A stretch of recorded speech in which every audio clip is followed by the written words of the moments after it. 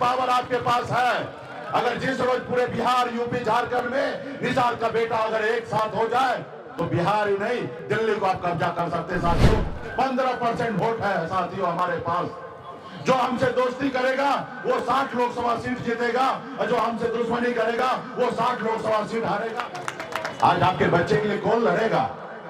आज हम ऐसे माँ बाप हैं, ऐसे भाई हैं कि हमारे घर में बच्चे दम तोड़ देते हैं इलाज के अभाव में, हम उसको इलाज नहीं करा पाते हैं। जब हमारे घर में बच्चे बीमार पड़ता है तो हम सरकारी हॉस्पिटल में जाते हैं और वहां सही से उपचार नहीं होता, जिसके कारण हमारे बच्चे दम तोड़ देते हैं। लेकिन जिसके पास पैसा है वो प्राइवेट हॉस्पिटल में बच्चे को इलाज कराता है, उसके बच्चे को जिंदगी मिलता है और आपके बच्चे को मौत मिलता है। आप बताइए कि आप कैसे माँ बाप हैं? और उसके लिए कौन लड़ेगा? उसके हक अधिकार के लिए कौन लड़ेगा? आप ही को लड़ना पड़ेगा। तो इसलिए साथियों संघर्ष करना पड़ेगा। आज मुझे देखिए, मैं भी एक गरीब घर में ही जन्म लिया। पिताजी मछली मारते थे, दादाजी मछली मारते थे। जहां मेरा जन्म हुआ हजारों समस्या था। हमारे घर में अगर 4 दिन अगर मछली ना मारा जाए तो 5वां दिन घर पे खाना नहीं बनेगा। ऐसे घर परिवार में मेरा जन्म हुआ। लेकिन मैंने लड़ाई लड़ा, संघर्ष किया। मैंने गरीबी से लड़ाई लड़ा, अपने नसीब से लड़ाई लड़ा और मैंने बदला। मुंबई जैसे शहर में 18 साल की उम्र में मैं गया, वहां संघर्ष किया, मेहनत किया, मजदूरी किया। 900 रुपया महीने पे मैं नौकरी करता था, 30 रुपया रोज पे मजदूरी में करता था। लेकिन मैंने संघर्ष के बदौलत, अपने मेहनत के बदौलत मुंबई जैसे शहर में मैंने झंडा गाड़ा। वहां पे एक बेहतर जिंदगी जी रहा था। फिर मैंने देखा कि मैं तो बहुत आगे निकल गया हूं, लेकिन हमारा समाज, हमारे अपने लोग बहुत पीछे है। लोग चांद पे घर बनाने के लिए सोच रहा है, लेकिन हमारे लोगों के लिए इस धरती पे रहने के लिए घर नहीं है। फिर मैंने बॉम्बे को छोड़कर, ऐशोआराम की जिंदगी को छोड़कर, घर परिवार बच्चे को छोड़कर आज बिहार में आपके हक अधिकार के लिए लड़ाई लड़ रहे हैं। एक समय था गरीबी में, बेहतर जिंदगी जीने के लिए एक माँ बाप को छोड़कर मुंबई जैसे शहर गया। और जब मेरे पास सब चीज है तो आज भी अपने बच्चे परिवार को छोड़कर आपके लिए लड़ाई लड़ रहा हूं, क्योंकि आपको मैं अपना समाज जात नहीं मानता, मैं आपको अपना परिवार मानता हूं। आज बताइए ना, आजादी के 77 साल हो चुका है, आज तक कोई आया आपसे लड़ने के लिए? नहीं आया। और आने वाला 100 साल तक भी आपके बच्चे के हक अधिकार के लिए कोई लड़ने के लिए नहीं आएगा।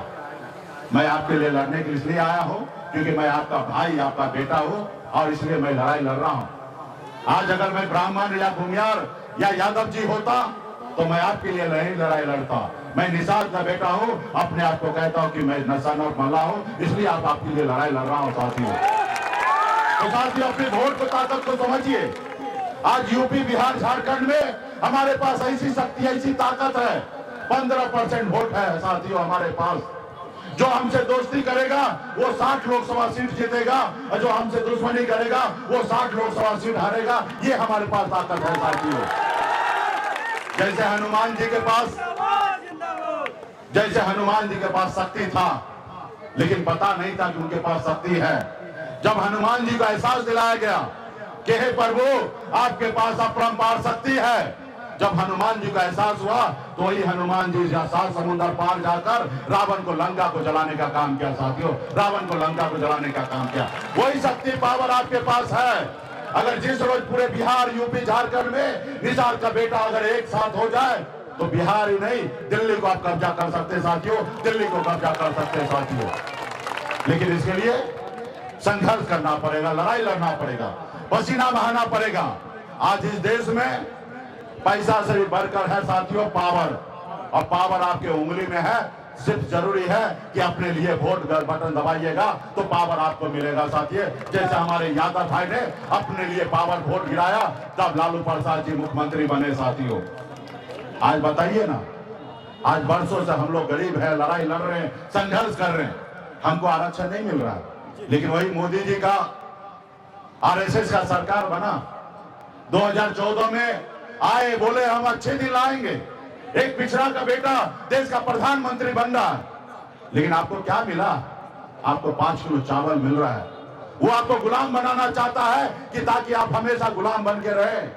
और नौकरी आपने देखा, ईडब्ल्यूएस 10% आरक्षण, सामान्य वर्ग को आरक्षण दे दिया गया, ब्राह्मण, भूमिहार, लाला को दिया गया।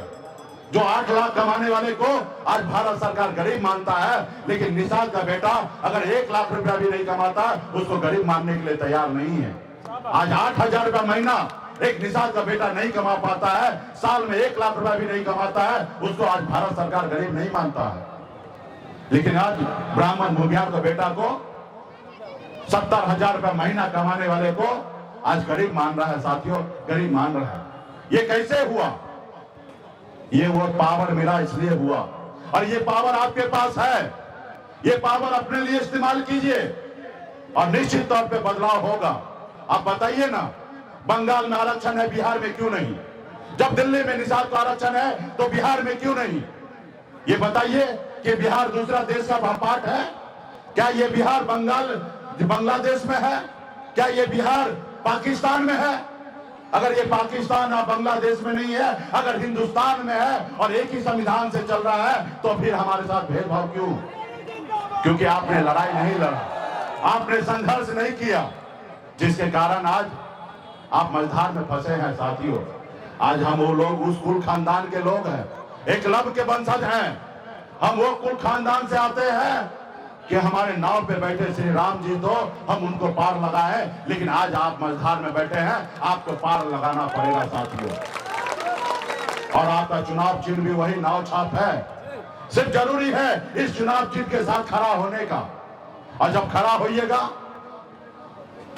तो आपका बच्चे का भविष्य बेहतर होगा। आपका बेटा कलेक्टर बनेगा, एसपी बनेगा, एसडीओ बनेगा। धीरे धीरे से मेरी जिंदगी में आना, धीरे धीरे से दिल को चुराना। नमस्कार, मैं अनुराधा पौडवाल 26 नवंबर को पैनोरमा स्टार सीजन 6 के कार्यक्रम में पूर्णिया बिहार आ रही हूँ। मुझे पैनोरमा ग्रुप के निर्देशक संजीव मिश्रा जी ने बुलाया है, तो हम सब मिलते हैं पैनोरमा ई होम्स में शाम 7 बजे। नमस्कार।